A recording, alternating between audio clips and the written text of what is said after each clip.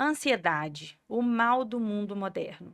E a ansiedade infantil, ela vem aumentando numa escala muito alta, né? Então, a gente já sabe que a criança ansiosa, isso vai aumentar a preocupação do profissional de saúde que acompanha, inclusive das suas famílias. Eu busquei alguns estudos e a incidência, num estudo que eu achei brasileiro até da Unifesp de maio de 2021, ele traz a incidência, na verdade, a prevalência da ansiedade infantil entre 24,9% e 35% dos casos. É muito, né? E aí a gente precisa começar a clarear um pouco esse diagnóstico, as formas de condução, se é tudo igual, o que que a gente diferencia. E a gente hoje vai falar um pouquinho sobre isso. Esse é o Pode Mandar Áudio no episódio de ansiedade.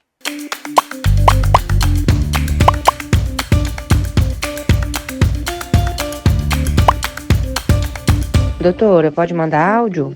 Para falar de ansiedade, eu trouxe hoje a especialista em comportamento e psicoterapia, Bárbara Oliveira, psiquiatra, psicóloga infantil, mãe do Miguel também, e ela veio para complementar para a gente essas informações, né, Bárbara? Então, para introduzir um pouco o assunto, antes de te passar 100% a palavra, eu quero clarear para as pessoas as diferenciações entre os tipos de ansiedade.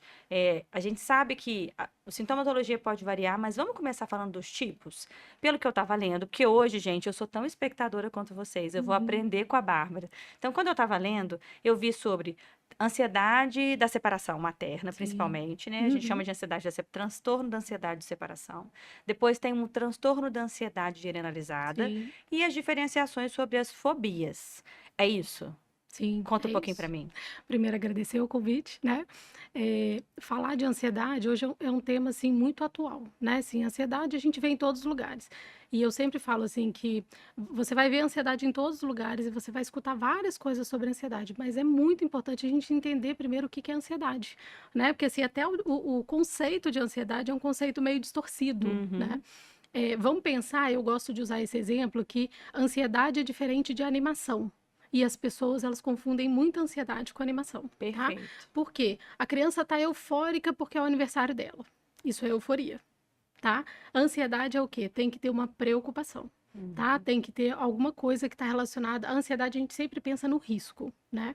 E aí a gente vai pensar em ansiedade, por exemplo, de separação. Tá? É normal uma criança pequena, por exemplo, ter dificuldade de separar do pai e da mãe, né? Principalmente a figura materna, a principal figura de cuidado? Claro que é, Uhum. né? A criança vai para a escola, ela tem uma dificuldade de adaptação que é normal, né? Certo. Que é esperado para o desenvolvimento. Mas quando essa criança não tolera essa separação, ela começa a sofrer. A gente começa a ver um sofrimento físico nela, você começa a ver o corpinho aflito, né?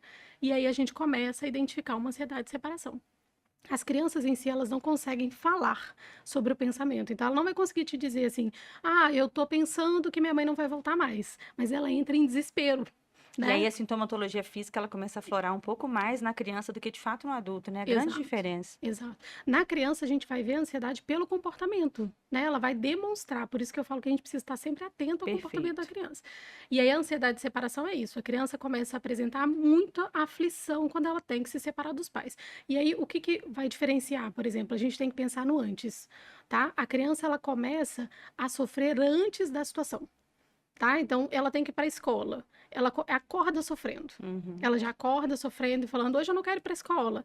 Mãe, e aí ela começa a sofrer com aquilo. E aí isso indica a ansiedade. E eles Pô, não esquecem, né? não esquece. Eles já começam o enredo é sempre o mesmo. A criança acorda lembrando, se ela se altera vendo o uniforme, Sim, vendo o exato. material, né? Qualquer coisa que está relacionada àquele movimento de separar da Uhum. mãe, por exemplo, é muito comum as mães me falarem assim: ah, Bárbara, eu comecei a vestir a roupa para ir trabalhar, e aí a criança começou num Uhum. sofrimento, tá? E é um sofrimento mesmo, assim, né, de um desgaste enorme que costuma até a criança no final dormir, pelo desgaste físico que ela tem disso, né? Uhum. Então, assim, ela sofre muito com aquela separação, aí a gente vê os sintomas físicos dela, e ela tem uma descarga muito grande. Eu falo que a gente tem que fazer essa separação, tá? Do que é normal para o desenvolvimento, que é esperado, né? É esperado que a criança, quando ela se afaste da mãe, ela Uhum. experimente, né, uma ansiedade, mas o que ultrapassa isso, tá? Perfeito. Aí a gente fala da ansiedade de separação e ansiedade generalizada, né? A ansiedade generalizada, ela sente ansiedade para tudo, não está relacionada única e exclusivamente à separação da figura de apego, Uhum. tá? Então, assim, é uma criança, por exemplo, que ela vai para a escola, ela tá ansiosa, ela tem um aniversário, ela tá ansiosa, aí lembrar sempre de diferenciar dessa coisa da euforia, tá? Ela vai, por exemplo, para casa de um amiguinho, ela tá sempre ansiosa, preocupada de que alguma coisa vai acontecer, né? E aí a gente tem um quadro de ansiedade generalizada. Como que a gente precisa avaliar isso? Através da gravidade, da frequência, da intensidade, E né? do prejuízo E mesmo, do né? prejuízo que essa A gente até ansiedade estava traz. conversando um pouquinho antes da gente começar a bater o nosso papo sobre os sintomas que sugerem para a gente que essa criança está trazendo um quadro de ansiedade. Eu vou puxar um pouquinho para o meu lado o que que eu pego lá no Uhum, consultório. Então, a gente primeiro, às vezes, a gente acompanha a criança desde que nasce, né? O pediatra faz esse segmento. E aí ela começa a mudar comportamento em algumas coisas muito sim. específicas. O primeiro item que eu sempre chamo a atenção é sobre distúrbio de sono. Uhum, Distúrbio primário de sono. Claro que crianças até 2 anos têm um sono irregular, frequências diferentes do adulto. sim. Ela vai fazer ciclar, sonos menores, sonos maiores, enfim, a gente já sabe que é um desafio, né? Que a criança não sabe que ela tem que dormir até 2 anos. Mas um distúrbio primário de sono é um menino de 4, 5 anos que não dorme bem. Sim. Uhum, Algo está acontecendo. Então, a gente tem sintoma relacionado a sono, a gente tem sintoma relacionado à seletividade alimentar uhum, e, assim, o sintoma do comportamento. Ah, é uma birra. Ah, é uma fase. Ah, é o terrible two. Se você conhece a sua sim. criança e você percebeu que ela mudou de comportamento, e quando eu digo mudar, é puxar para agressividade, Uhum, é para uma ira constante. E isso pode ser sinal de que ela está levantando um alerta, tipo, me ajude. Eu sim. estou mostrando indiretamente para vocês que eu preciso de ajuda. E lá no consultório eu vejo talvez isso quando eles estão chegando para serem avaliados por mim. Uhum, Porque foi uma criança que eu sempre avaliei, que frequenta o consultório, e aí ela muda o comportamento quando ela encontra uma pessoa que vai invadir o espaço. Acende pra gente uma lanterna, né? sim, Você sim. pega mais ou menos isso de Sim. sintomatologia? Exatamente. Sempre falo com os pais para ficarem atentos à mudança de comportamento, né? Exatamente. Mudou o padrão de comportamento daquela criança, tem alguma coisa que precisa ser vista, É. né?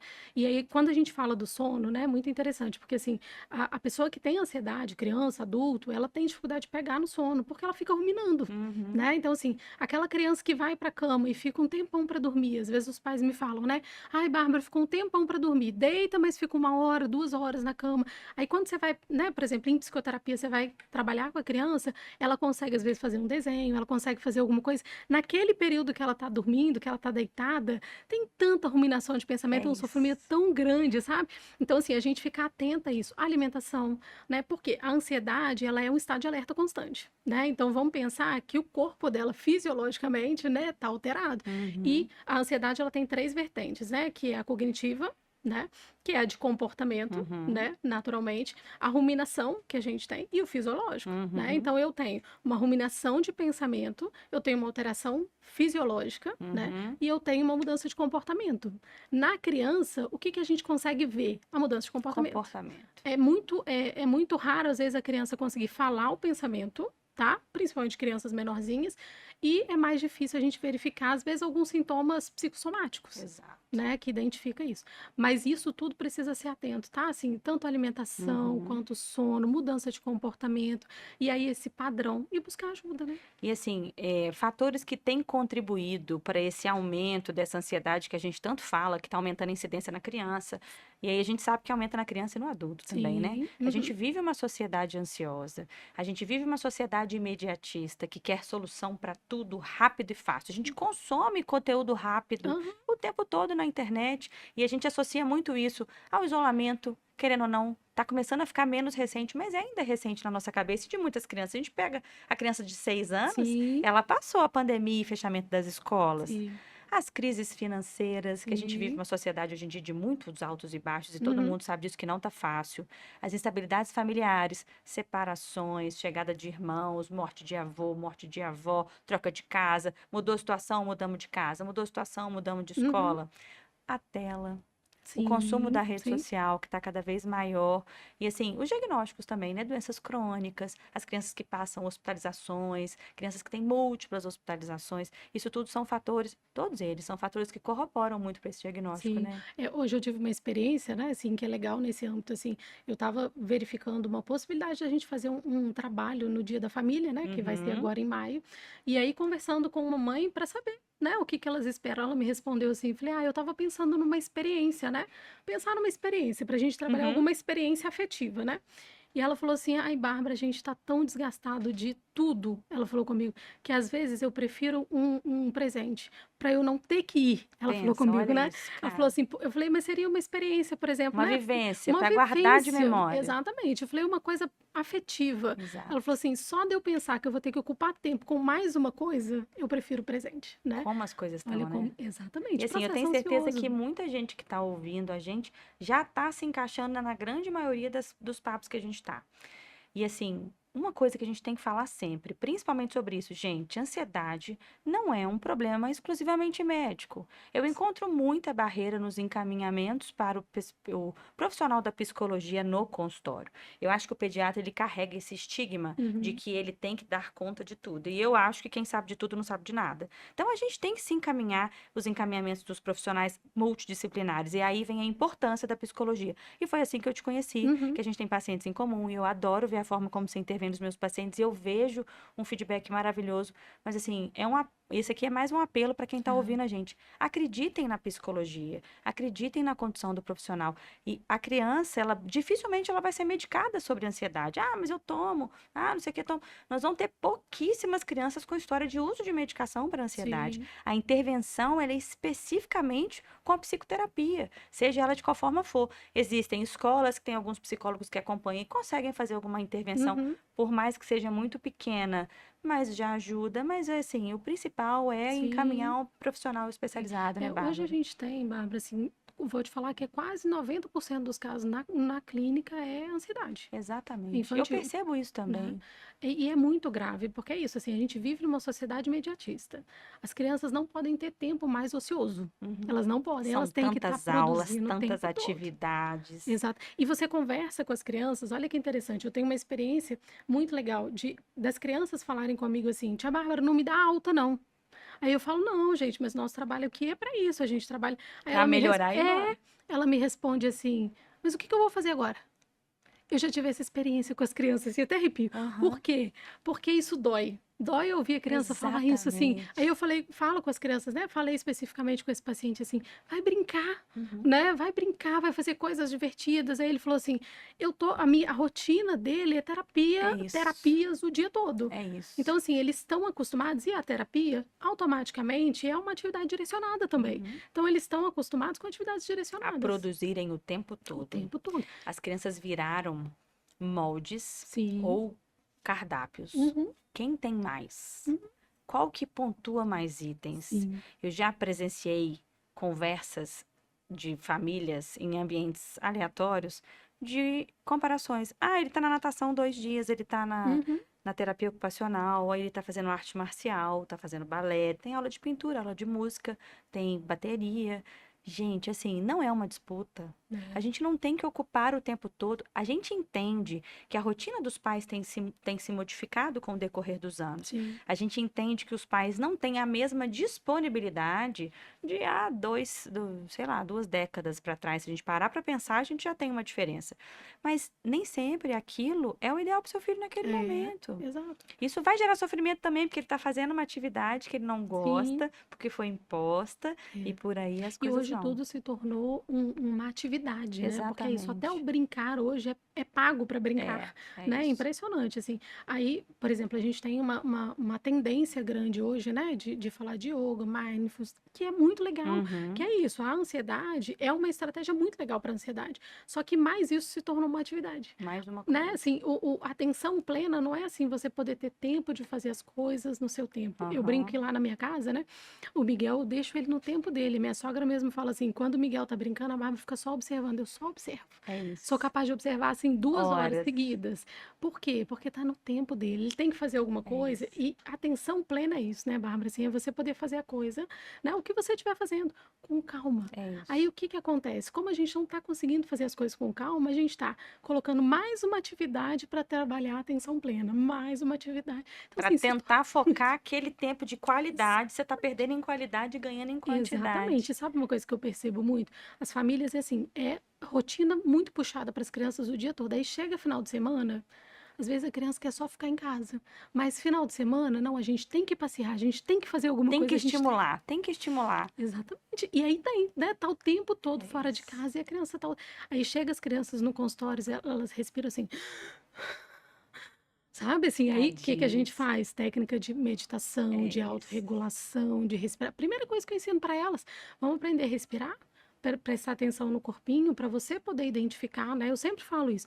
Você quer trabalhar a ansiedade nas crianças, você precisa fazer ela entender o que é ansiedade, né? Exatamente. Primeiro ela precisa entender a ansiedade, ela precisa identificar no próprio corpo a ansiedade, e ela precisa aprender. Estou ansiosa, eu preciso fazer alguma coisa para me regular. Então, assim, quais são os fatores de hoje em dia que estão interferindo, né? A correria que a gente está. A pandemia fez uma diferença Muita, enorme. né? Eu percebo muito isso. Até a faixa etária que a gente está pegando as crianças com mais incidência. Falando em faixa etária, você acha que tem um corte para a busca da psicoterapia? Início a partir de tantos Não, anos? não tem. Assim, eu pego crianças muito pequenininhas, tá? Uhum, O que acontece é que a gente tem que fazer avaliação, né? Para ver se é uhum, uma demanda específica da criança, se é uma orientação de pais, uhum. né? Normalmente, crianças muito pequenininhas vêm para uma avaliação de desenvolvimento, né? Ou uma orientação parental. Porque Perfeito. assim, vamos pensar na ansiedade especificamente. A gente tem um fator genético importante, que a gente sabe, Uhum. mas tem um fator cultural, né? Ambiental, que é muito Eu percebo significativo. muito a história do ambiente, assim. E, assim, a intervenção sua quase é, assim, é da família toda. Do Nunca é ambiente. sobre só a criança, né? Sim, A psicoterapia, ela vai englobar um contexto familiar. E aí, muitas vezes, os pais não querem começar com medo de encontrar seus exato. próprios demônios É, ali, né? exatamente. Eu sempre falo que a melhora da criança é o sintoma dos É pais, isso. né? É, Então, naturalmente, quando você trabalha com a criança e começa a perceber a melhora, vai vir as questões familiares, né? exatamente. Mas eu sou muito cuidadosa com isso, eu acolho as famílias, né? Eu Uhum, sempre falo, não tem como você trabalhar com a criança se você não acolher as famílias, porque normalmente vem uma família que também tem um processo ansioso, uhum, uma família que é muito preocupada também. Então, assim, se exatamente. você recebe a criança ansiosa, normalmente vem uma família que está muito preocupada, inclusive com o processo terapêutico, né? Perfeito. Quanto tempo vai demorar? Como que vai ser o Aí a processo gente volta no terapêutico? imediatismo, né? Exatamente. Eu queria um remédio que resolvesse, mas não Exato. tem remédio que É, resolva. A criança é muito pouco medicada, ainda bem. Não que os sim. remédios não sejam seguros, tem indicação, tem os que vão entrar na hora certa, mas a gente precisa confiar na psicoterapia. Na infância, ele é o grande divisor de É. águas. A gente tem que confiar. Tinha que ter um profissional em cada escola, né? Ah, tinha, com Isso é certeza. maravilhoso, né? É.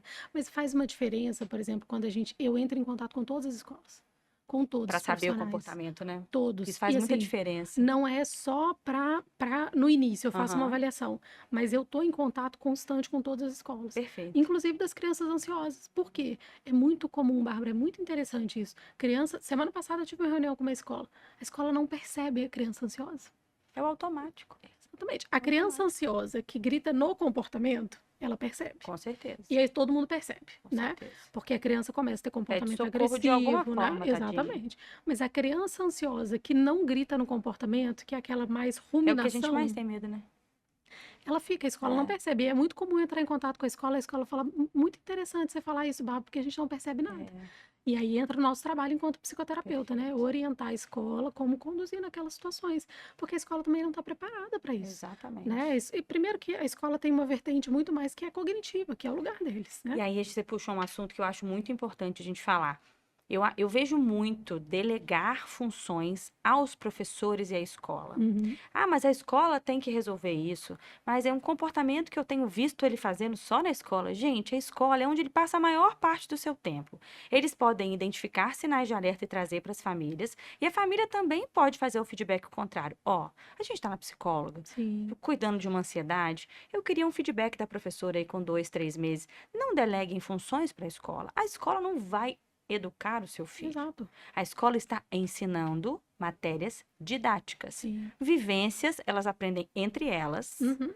é quase uma mini sociedade, as escolas, Sim. né? Mas com relação ao comportamento, não delega essa função para a escola. Ah, vai desfraudar na escola. Uhum. Ah, eu quero ver ele fazer isso na escola, lá ele vai aprender. Isso é muito comum, né? Com certeza, Essa né? delegação de atividade que é Sim, exclusivamente da família sim. para a escola. E eu sempre falo muito, assim, quando a gente vai falar de comportamento, fugindo um pouquinho do assunto, aquela fase difícil de delimitar Uhum. limites e tudo mais, eu sempre falo para as famílias, eu não sei nem se você vai concordar comigo, não sejam os frustradores em casa. Deixa frustrar na rua, sejam Uhum. os acolhedores. Sim, É melhor sim. que ele se frustre. A vida vai frustrar. Exato. A vida vai frustrar, ele vai ter um brinquedo tomado, não vai poder Uhum. escolher tudo em casa. A gente bota limite sempre, mas acolhe o que frustrou lá fora. É, Seja o centro de equilíbrio, assim, de aconchego. exato, né? Eu acho que as coisas ficam um pouquinho melhores de É. conduzir, E, né? e assim, vamos pensar na ansiedade como uma emoção, como qualquer outra, Aham. né? Primeiro você acolhe. Sempre falo isso com os pais. Primeiro, os pais têm a função de educar, claro, Uhum. né? Então eles têm que estabelecer consequências, né? Mas primeiro acolhe. Porque Exatamente. sempre falo que a gente precisa olhar pelo olhar da criança. Você não sabe o que que a criança está sentindo, você não sabe o que que ela está pensando. E a gente tem uma paciente em comum que, assim, foi muito bonitinho o dia que a mãe dela falou pra mim assim: a Bárbara me deu um feedback que perguntou pra ela o que era ansiedade. Exato, E ela respondeu. ex- Aí você fala, poxa, missão cumprida. Era tudo que a exato, gente queria chegar, né? E aí exatamente. a gente quer criar uma geração muito melhor do que a gente foi. Uhum, A gente é uma geração de medo dos pais, de fazer coisas escondidas enquanto adolescentes. sim. E, claro, isso tudo gera impactos positivos, mas um monte de impacto negativo. Aí, beleza, a gente está criando uma geração mais independente emocionalmente do que nós Aham, fomos. A gente é daquela época que os meninos não choravam. A sim. menina, se chorasse em público, também não era tido como legal. Então, embotamos muitos sentimentos. Para a gente chegar nessa fase de agora, a gente querer que as crianças gritem pelos seus sentimentos, Aham, sim. uhum, Tenham sim. voz ativa, chorem onde precisar chorar. Mas, ao mesmo tempo, é o permissivo e o positivo caminhando muito Exato, próximos. Não exato. permitindo de tudo, mas o positivo sempre falando mais alto. E é esse impacto positivo que a gente tem tentado trabalhar na cabeça dos pais enquanto educadores, e a gente da pediatria enquanto estudantes de comportamento Uhum, infantil, que nós não somos os sabichões sobre isso, mas a gente é curioso para poder trabalhar sobre isso. E eu acho o papel importantíssimo da psicologia nessa área, assim, sim, muito sim. importante, porque aí vai dar uma lapidada em algumas coisas que estão pendentes. É. Na verdade, Bárbara, assim, os pais também não sabem como lidar com as próprias emoções, Uhum, né? A gente não aprendeu, né? E aí eu falo que quando você é psicoterapeuta infantil, você precisa ensinar os pais exato. primeiro a lidar, né? Porque é muito comum, às vezes, acontecer, por exemplo, da criança transbordar aquela emoção, e eu falo isso muito. Quando a criança começa em psicoterapia, eu, pelo menos, trabalho dessa forma. Ela vai transbordar aquela emoção, porque eu estou Uhum, ensinando para ela. E quando a gente aprende, é comum a gente ir do 8 para 80. Se eu tenho 8 e eu não sei como é o equilíbrio, é natural que eu vou pro 80. E aí perfeito. eu sempre falo isso com os pais, a gente precisa tolerar o 80, É isso. né? Porque a criança vai gritar para depois eu conseguir um equilíbrio, né? Então a minha função é ensinar esses pais também como lida com as emoções dela, né, deles. Teve uma situação, né, desregulatória, teve uma situação em que a criança teve uma crise, o que fazer, né? Semana retrasada eu tive uma experiência muito legal com meu filho, ele chegou em casa e aconteceu uma situação que a princípio foi pequena e ele transbordou, sabe? E aí eu acolhi, abracei, ele chorava, ele gritava, ele estava muito nervoso. E eu falei com ele assim, filho, a mamãe tá aqui para te acolher, mas eu tô vendo que essa reação não tá correspondente ao que aconteceu. Ela tá transbordando em excesso. Falei com ele. O que tá aí acontecendo que você não conseguiu me contar? Aí ele parou e chorou e falou: aconteceu um negócio na escola. E aí ele trouxe, né, o que aconteceu e para ele tinha Que sido uma coisa bonitinho. grave, né? E aí eu contei isso para uma colega de trabalho e Aham. ela falou assim: Bárbara, é tão bacana a maneira como você lida com seu filho, porque ela falou assim: é muito comum a gente ouvir os pais falarem assim: para com isso, para que você está agitado desse jeito? Por Exato. que você está ansioso? Uhum, Né? Não precisa ficar ansioso nessa situação, uhum. né? Ela falou: você consegue acolher de uma forma que, né, que acolhe e diga para a criança ao mesmo tempo assim: olha, presta atenção na intensidade dessa emoção, né? Porque é isso. Perfeito, E eu trabalho isso o tempo todo com os pacientes e perfeito. ensino isso aos pais, Bárbara. Eu ensino para eles, ensina para o seu filho a lidar com a intensidade da emoção. Nem tudo vai ter a mesma intensidade. A gente vai experimentar ansiedade, por exemplo, se tem um aniversário chegando. Uhum, Talvez sim. Será que os meus amigos vão, né? Será que eles vão gostar do meu aniversário? Isso é uma ansiedade que é esperada, né? perfeito. Qual que é a intensidade? Se a ansiedade fica muito alta, ela está me prejudicando, eu não consigo me regular e aí traz prejuízo, Uhum, né? excelente. A gente estava falando um pouquinho dos tipos da ansiedade. Vamos puxar um pouquinho para a história das fobias. Uhum, E eu acho que a gente tem que diferenciar muito bem, porque as fobias específicas ou sociais são traços de ansiedade. Sim. Diferentes, mas são. Manifestações diferentes, não tão comuns como a gente encontra, Uhum. mas eu acho que a linha é muito tênue da diferenciação para as alterações sensitivas, talvez, e comportamentais dos transtornos de espectro, né? Então, aí o acompanhamento com o profissional da psicologia vem ainda mais importante, porque nem toda fobia social pontua para espectro. Sim. Nem toda fobia específica, tem medo de palhaço, tem uma fobia sobre um certo lugar. E a gente tem que trabalhar e é uma anamnese muito bem feita para a gente conseguir chegar nisso, né? Com certeza, com certeza. Na verdade, o que que acontece? Assim, as fobias, né? Fobia social, por exemplo, vamos falar de fobia social. Uma criança, ela tem uma preocupação social. Tá? Então, lembra, a ansiedade está sempre relacionada à preocupação, né? Então, Uhum. assim, a criança vai ter uma preocupação social, né? Então, eu me preocupo com o que o outro pensa sobre mim, eu me preocupo. E aí, essa preocupação se torna tão grande que ela me paralisa.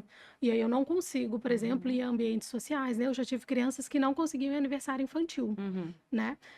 Dentro do espectro, a gente não tem essa preocupação, Uhum. tá? É diferente, É né? simplesmente uma reclusão propriamente Exatamente. dita. Ou uma não socialização em alguns casos mais extremos. Exatamente, tá? E a fobia também de coisas específicas, por exemplo, fobia de animais, né?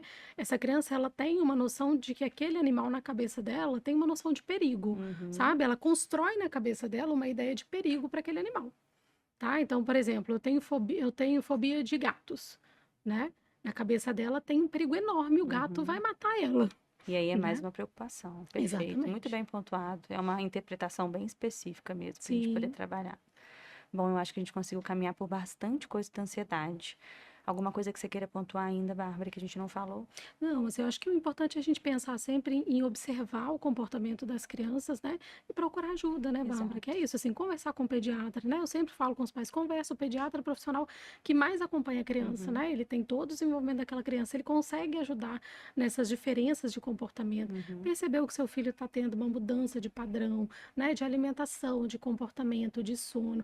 Aí os pais entram em contato comigo e falam, Bárbara, eu preciso de um horário para psicoterapia. Eu sempre falo, vamos fazer uma avaliação primeiro, né? Então eu E, gente, preciso. horário com a Bárbara é uma coisa assim, ó, dificílima. Difícil, Eu acho né? que é mal das Bárbaras.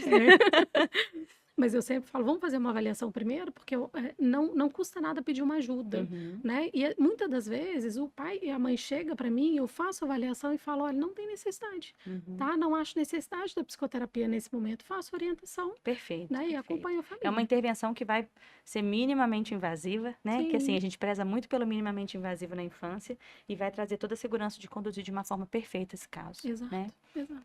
Muito obrigada. Espero que a que gente tenha agradeço. levado informação de qualidade para bastante gente. Obrigada.